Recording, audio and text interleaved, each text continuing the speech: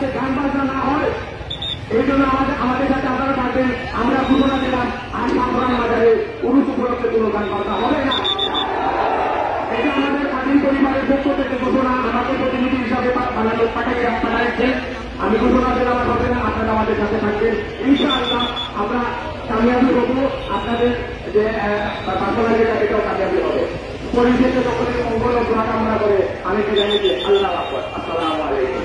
আমাদের ইমাম সাহেব কিছু কথা বলবেন। আমরা দেখতে পাচ্ছি আমাদের মাজার মসজিদ